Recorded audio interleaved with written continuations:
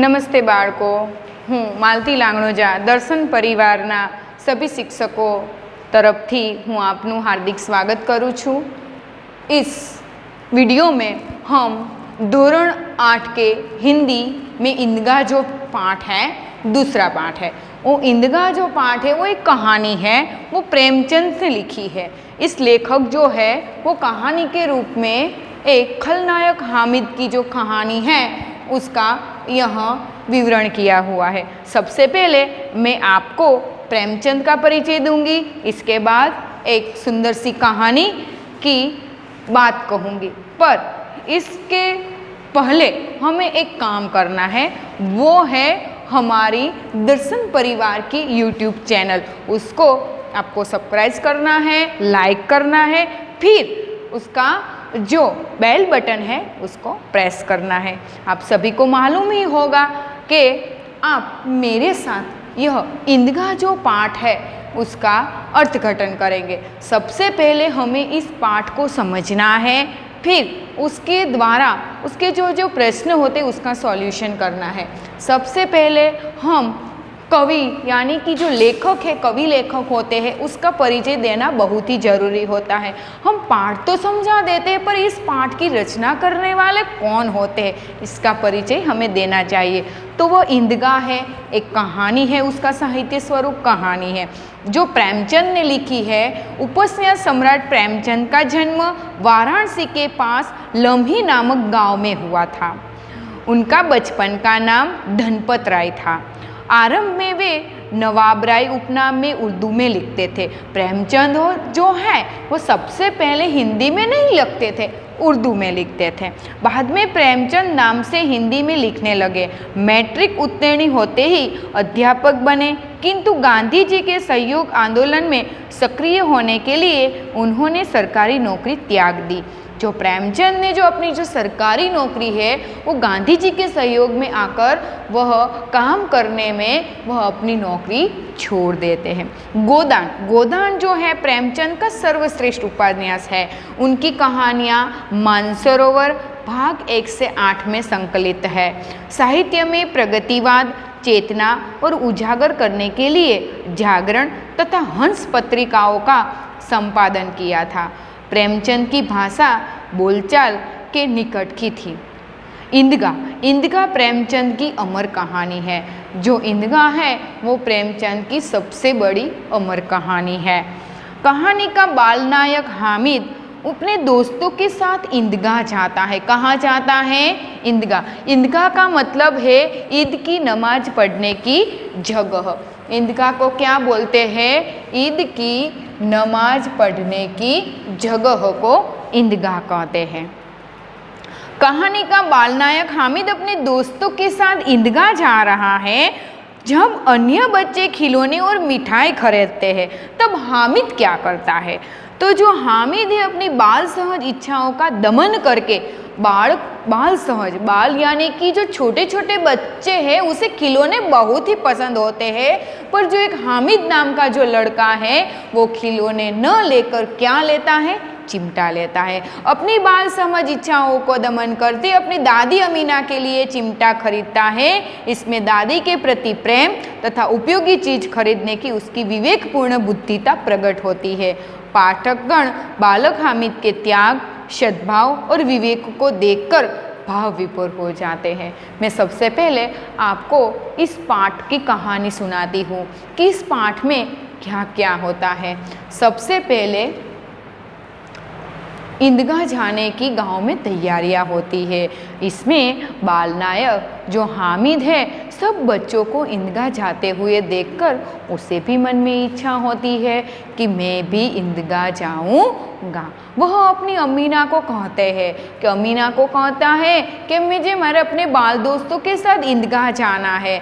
तब उसकी अमीना बताती है कि हमारी जो परिस्थितियां हैं वो इतनी अच्छी नहीं है। तेरे पास इंदगा जाने के लिए नए कपड़े नहीं हैं, पैरों में पहनने के लिए जूते नहीं हैं, तो बेटा तुम यहाँ कैसे जाओगे?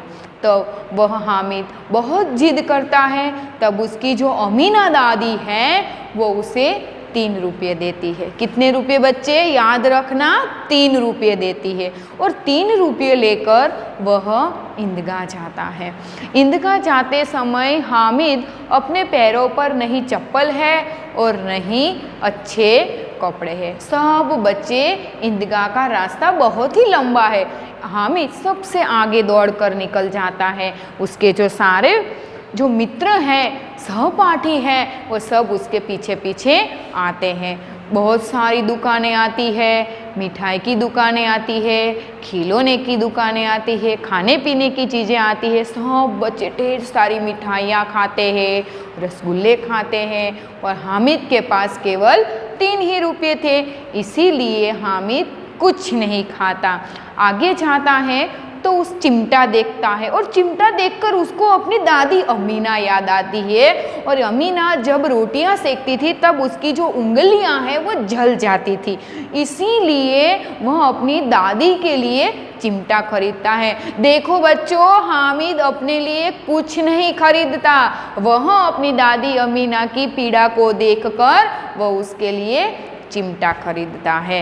और जब सभी बच्चे चरखी पर बैठना चाहते थे, सभी बच्चा अपना पैसे इस तरह से चरखी पर बैठने के लिए अपने पैसा का फिजूल खर्च करते थे, तब जो हामिद था वह अपना जो पैसा था वो बचा कर रखता था। वो मन में ऐसे सोचते हैं कि 2 मिनट की मजा के लिए मैं अपना पैसा कैसे फिजूल खर्च करूं। तब वह अपनी दादी अमीना के लिए चिमटा खरीदता है। सभी बच्चे अलग अलग भिश्ती खरीदते हैं, वकील खरीदते हैं, छोटे छोटे बच्चे बहुत सारे खिलौने खरीदते हैं। लेकिन जो हामिद है वो अपनी दादी अमीना के लिए चिमटा खरीदता है। सब बच्चे जब वापस आते हैं तब सब अपने अपने जो खिलौने हैं वह टूट जाते हैं, लेकिन जो हामिद है उसका जो चिमटा है वह टूटता नहीं है। और उसके हामिद के हाथ में चीट कर दादी अमीना अपनी छाती पीट लेती है। क्या पीट लेती है? छाती, मतलब उसका अर्थ होता है दुख प्रकट करती है कि ओ छोरा, तूने इतने सारे लंबे रास्ते पर चला, तुझे भूख नहीं लगी, तुझे तरस नहीं लगी, तुझे न कुछ खाया न कुछ पिया और केवल ये चिमटा लेकर आया।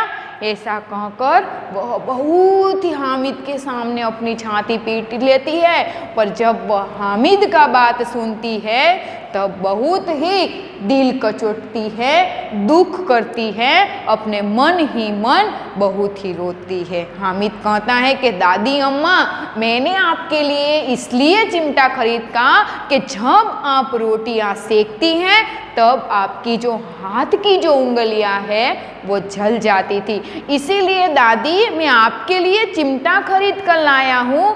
ये चिमटा खरीदने के लिए आपको अब कभी आपकी उंगलियां नहीं जलेगी। ऐसा हामिद की बात सुनकर दादी अमीना उसे छाती से भेंट लेती है और बहुत रुदन करती है, बहुत रोती है, दुख प्रकट करती है। इस प्रकार इस पाठ में ऐसा आता है। हम सभी बच्चे इस पाठ को अब पहले से उसका अभ्यास करेंगे। इस पाठ में जो जो आता था मैंने आपको विषय वस्तु के ध्यान में रख के आपको सब कुछ बता दिया। अब हमें क्या सोचना है?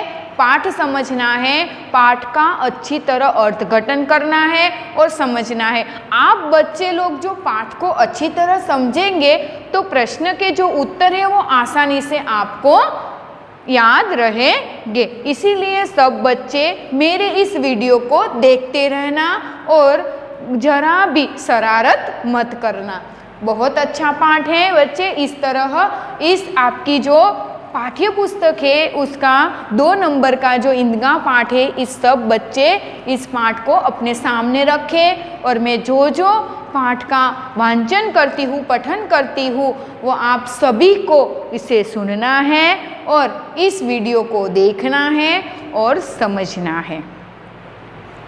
रमजान के पूरे 30 रोज़ों के बाद आज ईद आई है। ईद है ना, रमजान महीना के 30 दिनों के बाद आती है।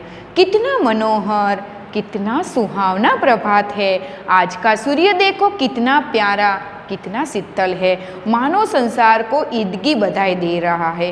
गांव में कितनी हलचल है। जब हमारे नया साल होता है हिंदू में, तब हमारे भी ऐसा ही हम करते हैं, नए नए कपड़े पहनते हैं, मिठाई खरीदते हैं, एक दूसरे के घर जाते। इस प्रकार मुस्लिम लोग भी ईद मनाते हैं। गांव में कितनी हलचल है। ईदगाह जाने की तैयारियां, सब लोग कहाँ जाते हैं बच्चे?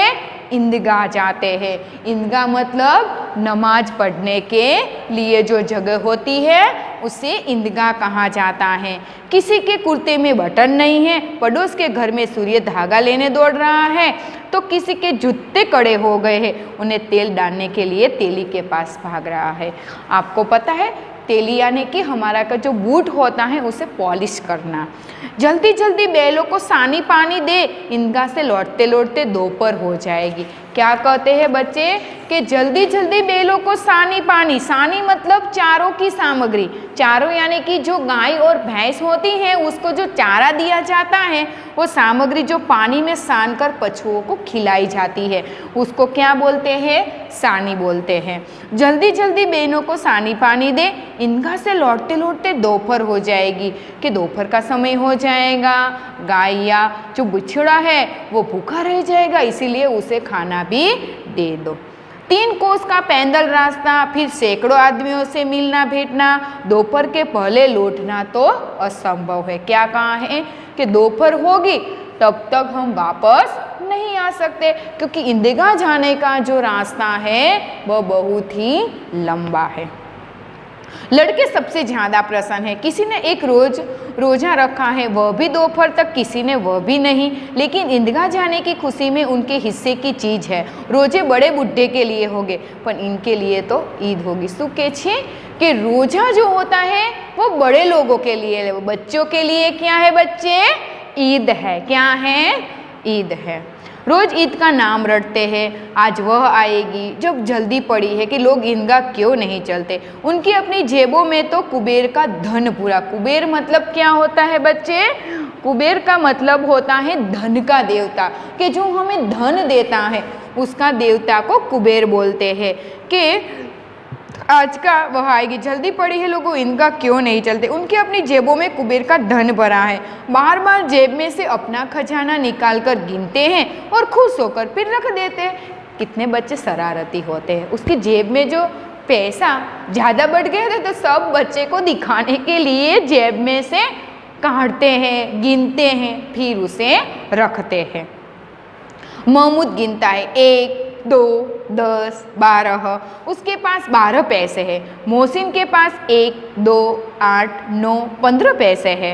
इतनी अनगणित पैसों में अनगणित चीज़ें लाएंगे। अनगणित मतलब का એવું છે કે જેને गिनना आसान नहीं है, जिसके अनगिनत का मतलब होता है जिसे गिना ना जा सके। यहाँ मैंने लिखा है कि अनगिनत, जैसे गिना न जा सके उसे अनगिनत बोलते हैं।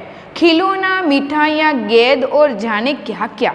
और उसे सबसे ज़्यादा प्रसन्न है हामिद।